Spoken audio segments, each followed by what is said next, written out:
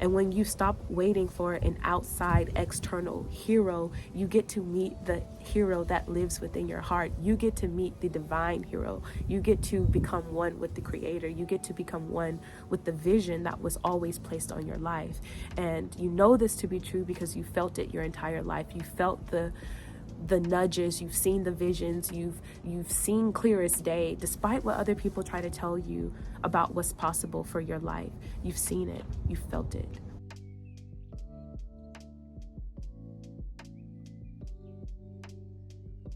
I feel like it's been a minute since I had a chance to sit down and make a video like this, and although there has been so much happening and so much that I'm still integrating and processing and just, extracting the wisdom from, I feel that this message is going to reach someone who really needs it. And I never really understand why I get the pull to talk about certain things or to make certain videos. I just always feel that it's necessary to follow that intuition. So the thing that has been coming up is surrounding the shadow. And it came up this morning when I was journaling. And so I wanted to read the quote that really prompted this exploration about what the shadow is. And the shadow was a term that was coined by, I believe, Carl Jung. I won't claim to be a scholar of Carl Jung. I do understand that he does talk a lot about the shadow. So I'm going to read this quote. It says, "It's a common misconception that the shadow is home to the worst parts of ourselves. But this is false. The shadow is actually home to the rejected parts of ourselves. And for this reason, the shadow is full of untapped potential and creativity." And it was that last part that said the shadow is full of untapped potential and creativity. And I can't explain or put into words how real this experience has been since coming back to the US to start this company with my sisters and to build something that we have ownership of, and to actually to become conscious creators in this reality. And this came up in my journaling because I talked about how, even though it was definitely not a part of the plan, right? Like we make these plans for our lives, and then life presents us with opportunities. And I've always been guided by this internal knowing. I've always been guided by the voice of the Most High that has, felt like intuition, that has felt like signs and synchronicities. But I always wanted to follow a path of quote unquote being righteous, or a path of allowing myself to fully experience this life. And I never wanted to be tied down to any type of dogma or any type of organization that tells me that this is who I am. And as I sit here on my sister's back porch and really stare at these beautiful trees and just experience nature in this way, I'm just reminded of like how the tree has to have roots, right? Like the tree bends and it sways in the wind, but it's rooted, it's firmly grounded, and it stretches towards the heavens. And I just, thought about like, what if trees weren't grounded? What if trees didn't have roots? What if they weren't rooted to this earth? Like they would be all over the place. And I'm definitely one of those people that believe trees hold so much wisdom. They hold so much truth just by them being trees. And when I look at this experience and I understand that our shadow being the rejected parts of us, right? Being the parts of us that we have hid from ourselves or hid from the world for sure. And I realized that like the deeper I went into the shadow aspects of this experience, like for example, I talked about this in one of my previous videos, but the fact that creativity has always been a huge part of my existence. Like as a child, my first dream was to be an artist like Norman Rockwell. That was always the dream, and that was the dream until that dream was crushed by an adult who told me like, you're not going to make a lot of money as an artist. And obviously I've renounced that over my life, because no one gets to dictate who you are. No one gets to dictate the vision that God placed inside of you. You are the wielder. You are the, I'm just, the only words I can think of is like the bringer of life. Like you are the one that gives birth to the creative ideas that were placed inside of you. And no one gets to tell you what that vision is. No one gets to tell you that because this is the way it has been, this is the way it will always be. There are so many instances that we can look back in history and name where a psychological barrier has been broken and it made room for so many other people to walk down that path. Look at Roger Bannister with the 4-Minute Mile. There are so many instances of people and great people who believe that their vision that they had for themselves, that was placed inside of them, was possible. And the more I sit in this refinement period I feel like I'm in, the more I sit with this incubation period of really just like going deeper. Like, I definitely had no idea that where I was being led was going to allow me to go deeper into myself. But I can now see that the perfection that the divine has, the intelligence that is ever present in this universe, always knows what is best for us. And I just feel like as we listen to those signs, as we listen to that direction, as we pay attention to those synchronicities, the path becomes clearer, because we're continuing to walk on a path that is based on integrity. And all integrity is lining up what you think, what you say, and what you do. And when we have fully integrated the parts of ourselves, or the shadow parts of ourselves, just bringing it back to this quote, it's like we then become deeper, right? Like our roots, I'm seeing like the roots of a tree just sinking deeper and deeper. And I talk about this in my first book, Crystal Clear, but the roots of the redwood trees actually intertwine with each other. So these trees are super, super huge, right? But they go, and their roots don't go very deep in comparison to, like, as high as they are, but they intertwine with each other and they lean on each other and they offer each other support. And I talked about how, like, if humanity would just be able to look at nature and really, I think that nature provides a perfect blueprint for how we walk through this life. Like, if you don't consider yourself a religious person or spiritual person, like, at least you can acknowledge that the nature in front of you has some type of wisdom, has some type of revelation about this human experience, because it is the only part of this human experience that is organic, that I can see. Everything else has been made from the mind of men. This chair that I'm sitting in, this house that I'm sitting in front of, like, that was someone's imagination, that was someone's idea that they had, that was manifested through their action. And that is a part of this human experience, that in of itself, that process of bringing an idea from the ethers, or bringing an idea from the Most High to this physical reality, is a part of the journey. That is a part of the process. And just taking it back to the aspect of integrating the shadow self, like, I'm just realizing for the first time in my life that the pressure that I put on myself to be perfect, the pressure that I put on myself to achieve more, to be more, to become more, that was all pressure that, like I said, I was putting on myself. Those were expectations that I set for myself. And I was very hard on myself when those expectations weren't met. And a big part of this spiritual journey has been expectation management, and just allowing myself to be present with what's here instead of what I believe should be here. And I won't sit here and claim that I've perfectly figured out how this thing works, how life works. I definitely haven't figured out, honestly,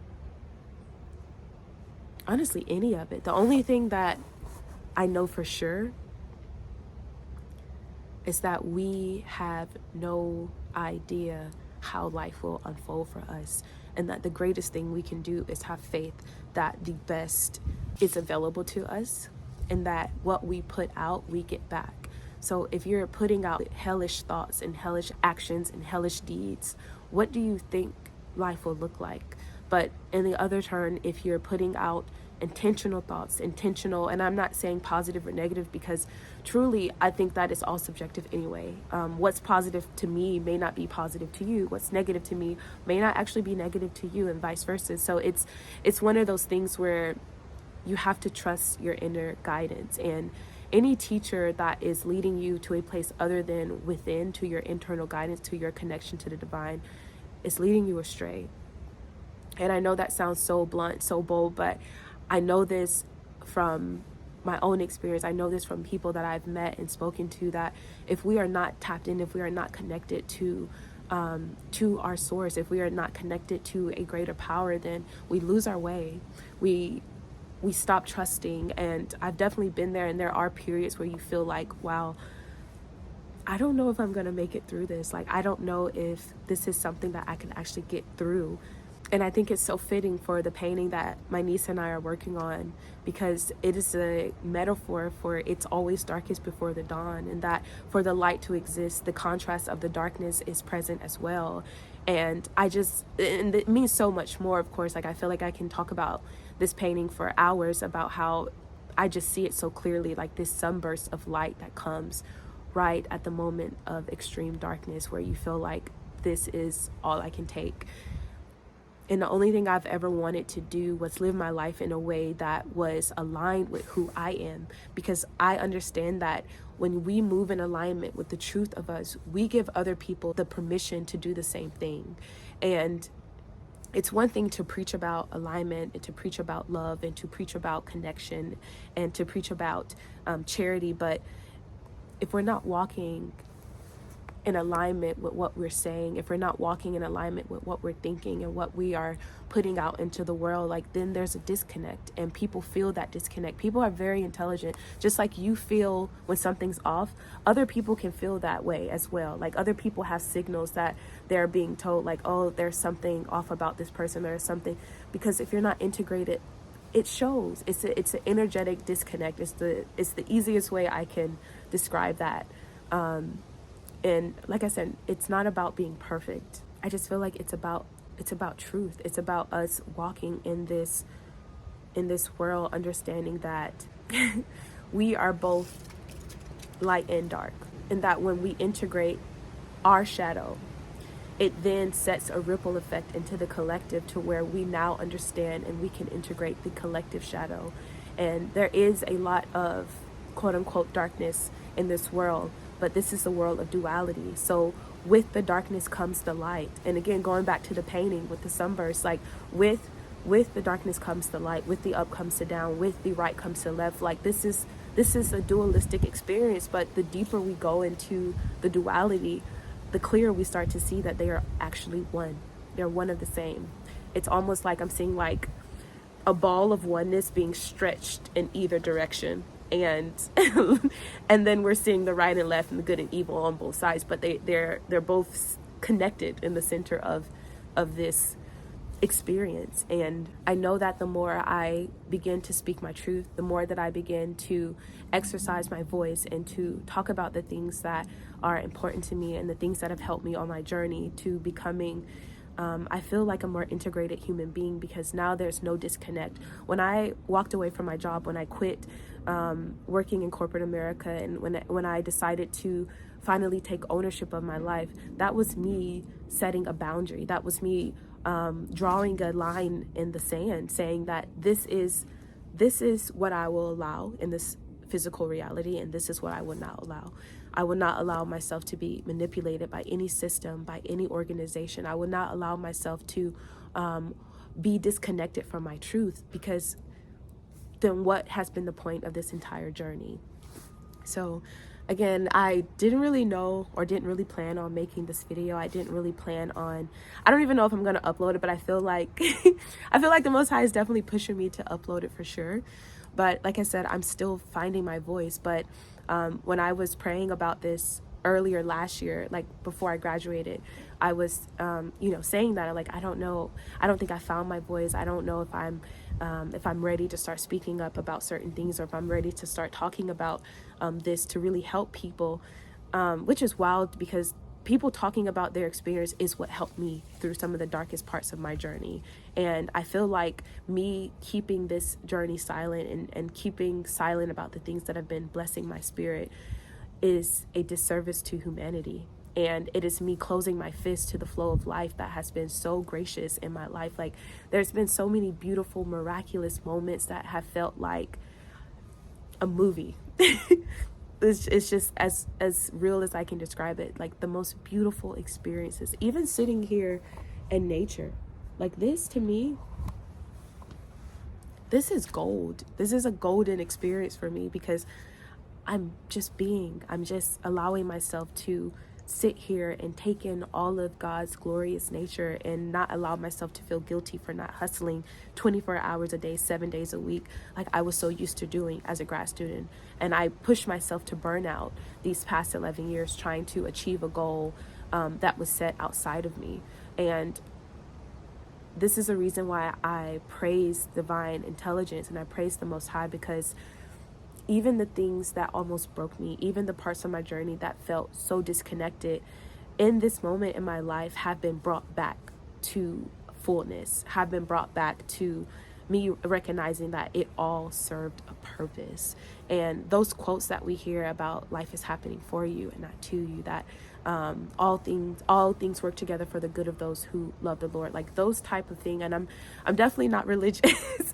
I'm not religious in any sense, but I was raised in the Christian church by pastors, so a lot of my understanding and a lot of the analogies I use will always go back to the teachings of Christ and teachings of Christ consciousness. But I've found that wisdom across various cultures, and I've found it, and I studied theology, so I've looked at various, just different aspects of these belief systems that we create through this human experience, and they're all saying the same thing, that your connection to the divine is the most important thing that you will ever establish in this entire existence.